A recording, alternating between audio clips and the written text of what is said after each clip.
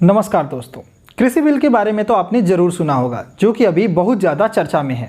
दोस्तों, राष्ट्रपति रामनाथ कोविंद जी ने संसद से पारित 3 कृषि विधेयकों को मंजूरी दे दी है। ये विधेयक किसान उपज व्यापार और वाणिज्य संवर्धन और सुविधा विधेयक 2020, मूल्य आश्वासन और कृषि सेवा पर किसान सशक्तिकरण और संरक्षण समझौता विधेयक 2020 तथा आवश्यक वस्तु संशोधन विधेयक 2020 है। दोस्तों, इन कानूनों का उद्देश्य देश की कृषि व्यवस्था में बदलाव लाना है और किसानों की आय को बढ़ाना है। किसान उपज व्यापार और वाणिज्य संवर्धन और सुविधा विधेयक 2020 के प्रावधान किसानों को अपनी उपज कहीं भी बेचने और खरीदने की अनुमति देते हैं।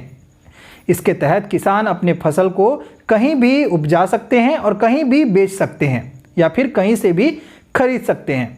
दोस्तों, मूल्य आश्वासन और कृषि सेवा पर किसान सशक्तिकरण और संरक्षण समझौता विधेयक 2020 में किसी भी उपज के लिए बुआई से पहले समझौता करने के प्रावधान है, जिसके तहत कॉन्ट्रैक्ट फार्मिंग को बढ़ावा मिलेगा और किसान अपनी फसल को उपज से पहले ही बेच सकेगा। इसके अनुसार किसानों को कृषि उपज के मूल्य का आश्वासन मिल पाएगा और आवश्यक वस्तु संशोधन विधेयक 2020 के तहत केंद्र सरकार ने युद्ध और अकाल की असाधारण स्थिति में ही खाद्य और आपूर्ति श्रृंखला को विनियमित करने का प्रावधान लिया है। नए कानून का उद्देश्य किसानों को अतिरिक्त आय उपलब्ध कराने के लिए कृषि उपज विपणन समिति APMC मंडी के अतिरिक्त अपनी उपज बेचने का विकल्प दिया है। ये मौजूदा न्यूनतम समर्थन मूल्य MSP पर खरीद प्रणाली के अतिरिक्त होगा।